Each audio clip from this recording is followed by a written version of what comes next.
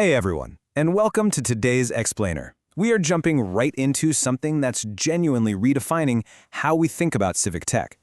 We're breaking down a platform known in Ukraine as зв'язок, or feedback in English, often called FBUA. And right off the bat, I want to make one thing absolutely clear. We're not just looking at another digital tool today.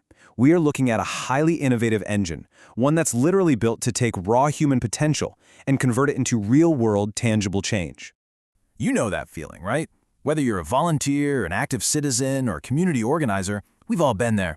You get a fantastic idea, you rally the troops, the energy is just off the charts, and then, a few weeks later, it all just kind of fizzles out. Why does so much of our incredible collective energy just evaporate without leaving a lasting mark? Well, that's exactly what this platform is trying to solve. So, here is our roadmap for today. We're going to cover the barriers to civic interaction, why this is way more than just a social network, its innovative trust architecture, how communities can set their own rules, and finally, how we move from mere discussion to actual action. Okay, Section 1, Barriers to Civic Interaction. Before we can talk about the solution, we've got to understand the roadblocks. We're essentially looking at 5 massive friction points preventing collective action. First, there's severe fragmentation. People and organizations are just operating in complete silos. Second, a heavy layer of distrust naturally slows down any new cooperation. Third, trying to coordinate across a dozen different clunky apps is a nightmare. Fourth, people tune out because they just don't see the visible results of their hard work. And all of this leads to the 5th barrier: incredible ideas and valuable resources are left completely untapped.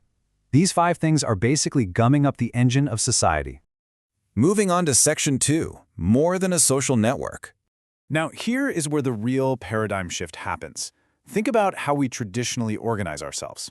A hierarchy gives you great order and clear governance, sure, but it is painfully slow and relies totally on whoever's at the top. A market model? Very efficient for exchanging resources, but it's driven entirely by individual incentives. There's no shared civic purpose. And networks are super flexible and fast, but they're incredibly hard to scale because they just don't have built-in trust. The true innovation of the FBUIE ecosystem is that it merges the strengths of all 3. You get the trust and coordination of a hierarchy with the lightning-fast flexibility of a network. The only catch? It requires your active participation as the fuel. Let's be real for a second. The status quo of traditional social media is entirely optimized to harvest your attention. It's flooded with anonymous bots, the conversations are completely isolated and fleeting, and honestly, some platforms push these dystopian universal social scores. FPUA completely flips the script. This is actual, robust civic infrastructure. It is optimized purely for action. We're talking privacy-respecting verified identities, structured democratic decision-making, and a reliance on contextual reputation, not just how many followers you can buy.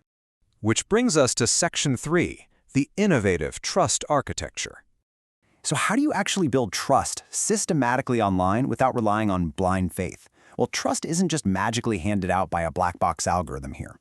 It is meticulously earned. It starts with real, meaningful actions. Then, those actions, along with your identity, are verified in context. Over time, taking these trackable, transparent steps builds a rock-solid contextual reputation. And that is what establishes genuine, unshakable trust among your peers.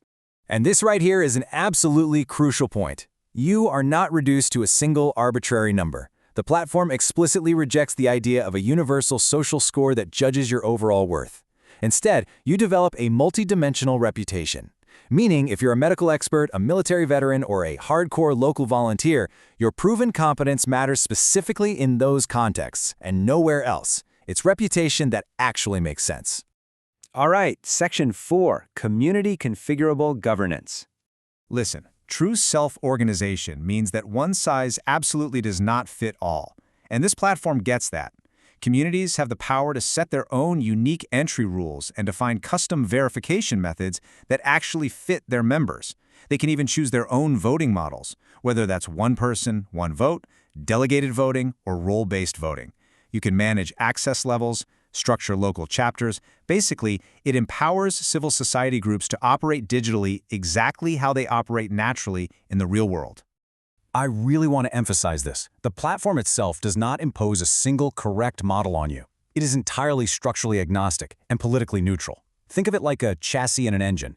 It provides incredible mechanics, but the chosen fuel, the internal rules, and the final destination, that is 100% up to the community. Finally, Section 5, From Discussion to Action. So what is the ultimate goal of all this verifiable trust in community structuring? Its measurable impact. Imagine the literal life cycle of an idea here. It starts as a discussion in the social layer, but instead of getting buried in some endless feed, that discussion can instantly initiate a formal petition or a structured vote. From there, you seamlessly spin up a working group, and boom, you move straight into targeted fundraising and real-world execution. The brilliant part is that a great idea goes from a simple late-night post directly to a funded, active project, all within one continuous ecosystem. What we end up with is this incredible, repeating cycle of civic capacity.